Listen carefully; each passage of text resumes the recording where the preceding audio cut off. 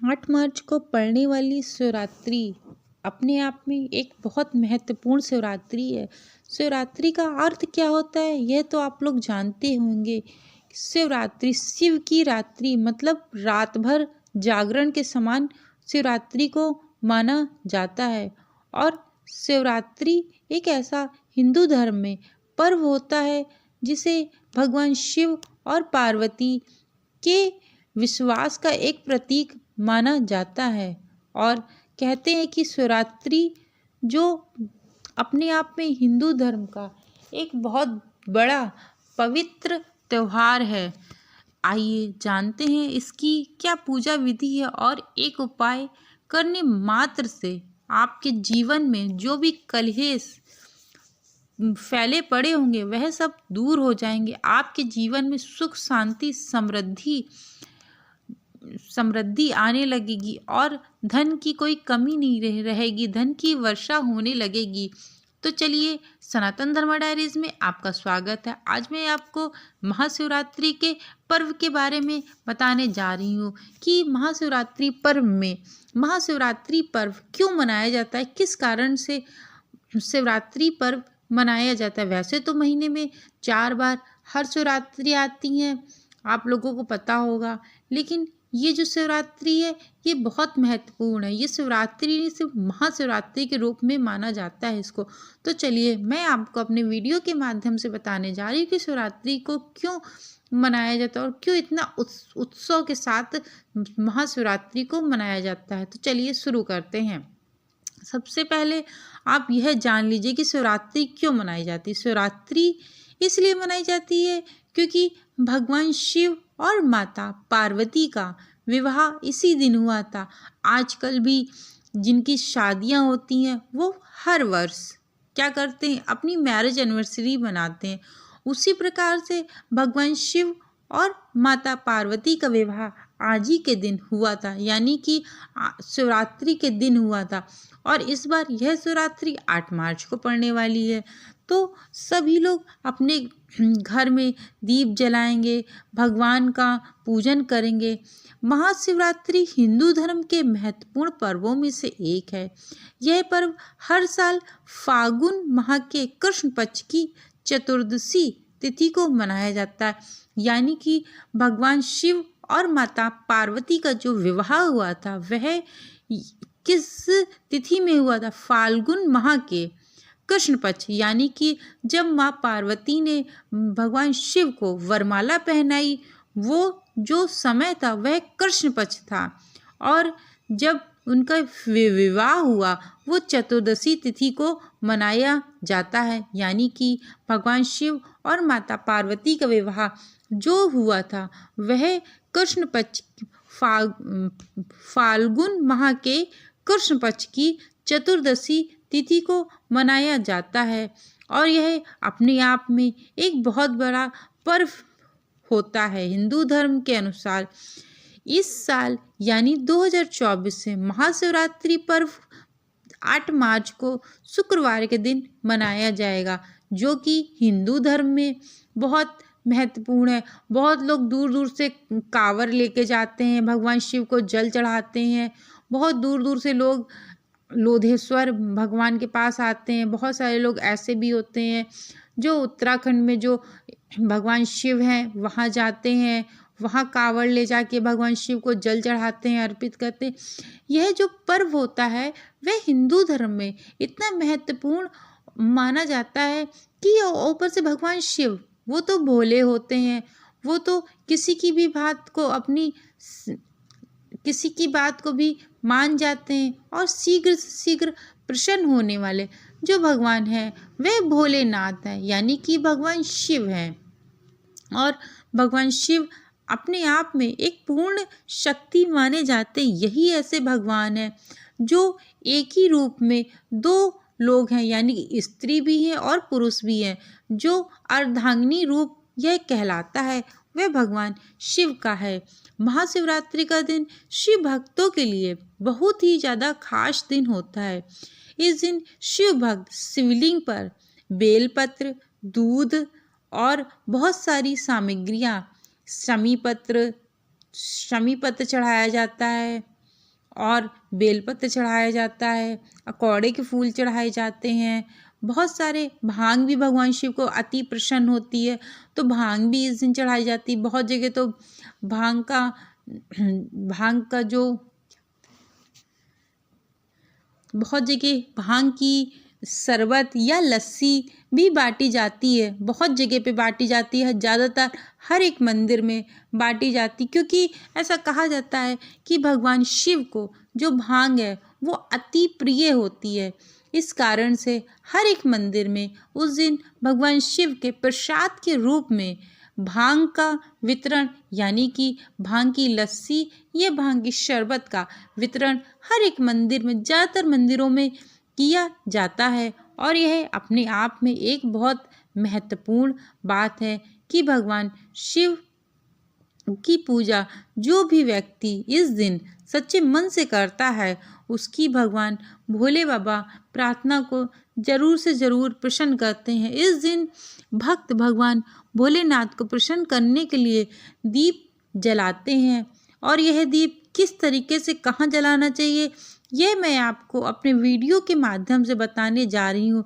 लेकिन क्या आपको पता है कि महाशिवरात्रि पर किस चीज़ का दीपक जलाना शुभ माना जाता है? तो चलिए इसके बारे में मैं आपको अपने वीडियोस के माध्यम से बताती हूँ। मान्यता है कि भगवान शिव के पर्व महाशिवरात्रि पर घी का दीपक जलाना चाहिए, बहुत ही शुभ माना जाता है। घी का दीपक जलाना महाशिवरात्रि के दिन काफ़ी शुभ माना जाता है। कहते हैं इससे महादेव शीघ्र से शीघ्र प्रसन्न होते हैं। और इतना ही नहीं, घी का दीपक जलाने से सारी मनोकामनाएं भी व्यक्ति की पूर्ण होती हैं और भगवान शिव अपना आशीर्वाद उसको प्रदान करते हैं। इतना ही नहीं, घी का दीपक जलाने से भगवान शिव शीघ्र से शीघ्र प्रसन्न हो जाते हैं। इससे पूर्व साल शिव की कृपा भक्त पर बनी रहती है और जीवन की सारी समस्याओं का समाधान भगवान शिव करते रहते हैं।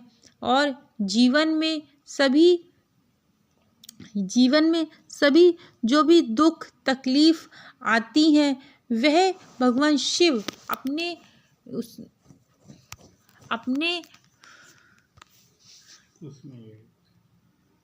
सारी दिक्कत और परेशानियों को दूर करते हैं। भगवान शिव का यदि आप भी आशीर्वाद पाना चाहते हैं तो भगवान शिव की शिवरात्रि वाले दिन पूजा अवश्य करिएगा। अब आपको हम बता दें कि पूजा की थाली में आपको कौन कौन सी सामग्री रख के शिव मंदिर में ले जानी है। सबसे पहले आप एक थाली या प्लेट ले लीजिए, उसमें 1 लोटा जल रखिए, उसमें बेलपत्री रखिए। बेलपत्ती आप 11, 5, 7, 3 भी बेलपत्ती आप रख के भगवान शिव को चढ़ा सकते हैं। चंदन रखिए, यदि चंदन हो सके तो आप घिस के चंदन भगवान शिव को लगाएं तो ज़्यादा अच्छा होगा। लेकिन अगर नहीं है, आजकल डिब्बियों में जो चंदन आता है वह भी आप लगा सकते हैं। लेकिन अगर घिस के लगाने वाला चंदन होगा, उससे भगवान शिव अति जल्दी प्रसन्न होंगे। और एक कटोरी में दूध निकाल लीजिए, दही निकाल लीजिए, शहद, चीनी और देसी घी, इतनी सामग्री निकाल लीजिए, क्योंकि भगवान शिव का अभिषेक भी आपको जरूर से ज़रूर इस दिन करना चाहिए। और जो व्यक्ति इस दिन भगवान शिव का दूध, घी, शहद और गंगा जल से अभिषेक करता है, उसके जीवन से सारे कष्ट दूर हो जाते हैं और उसके सारे पाप भी धुल जाते हैं। और भगवान शिव को अर्पित करने के लिए काले तिल रख लीजिए, जौ रख लीजिए। और एक भगवान शिव को चढ़ाने के लिए ज़रूर से ज़रूर आप भगवान को अर्पित करने के लिए एक जनेऊ ज़रूर से ज़रूर रख लीजिएगा, क्योंकि भगवान शिव को स्नान कराने के बाद वस्त्र के रूप में भगवान शिव को जनेऊ पहनाया जाता है। तो आप लोग भी इस बात का विशेष ध्यान रखिएगा। और आपको एक बौर रखनी, बौर जो आम का जो पत्ता होता है, आम की जो नई गुच्छे जैसे निकले होते, जो जिसको नई बौर कहते हैं, वो जो आम का फूल होता है उसको अर्पित करना है। और इस समय भगवान को बेर भी अर्पित किए जाते हैं, गन्ने भी अर्पित किए जाते हैं। और क्योंकि नए नए अनाज जो उग रहे होते हैं उनको अर्पित करना होता है। और जो बाली होती है, जौ की जो बाली होती है, वह भी भगवान शिव को अर्पित की जाती है। भांग, शमी पत्र, ये सब चीज़ें आप अपनी प्लेट पे सजा के मंदिर में ले जाइए और भगवान शिव को अर्पित करिए। अर्पित करने के बाद दक्षिणा चढ़ाना मत भूलिएगा, क्योंकि जब हम किसी को अपने घर में भोजन कराने के लिए बुलाते हैं या किसी को हम भोजन कराते हैं तो अंतिम चरण दक्षिणा भी देना चाहिए। दक्षिणा देने के बाद फिर हम पैर छूते हैं। तो इतना करना आप जरूर से ज़रूर करिएगा। उसके बाद पूरी सामग्री को भगवान शिव के एक एक करके चढ़ाइए। सबसे पहले भगवान का अभिषेक करिए, दूध, दही, घी, शक्कर से और शहद से, इनसे अभिषेक करिए। फिर जल से अभिषेक करिए, गंगा जल से अभिषेक करिए। फिर भगवान शिव को धीरे धीरे करके एक एक चीज़ अर्पित करिए। भगवान शिव को सबसे पहले चंदन लगाइए, चावल चढ़ाइए, फिर एक एक करके सभी सामग्री आपको भगवान शिव को अर्पित कर देनी। अर्पित करने के बाद आपको जो दीपक ले गए हैं और धूप बत्ती ले गए हैं प्लेट में रख के, वह भी आपको जलाना है।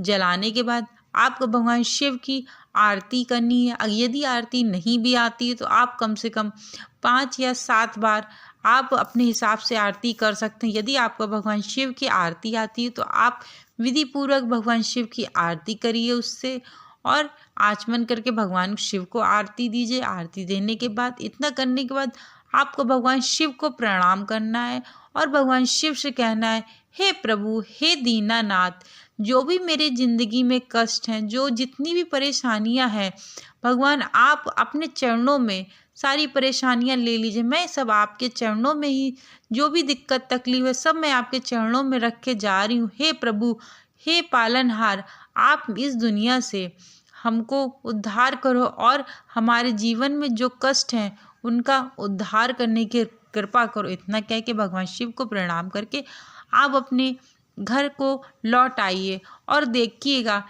नेक्स्ट ईयर आएगा ही आपके जीवन में खुशियों के भंडार भर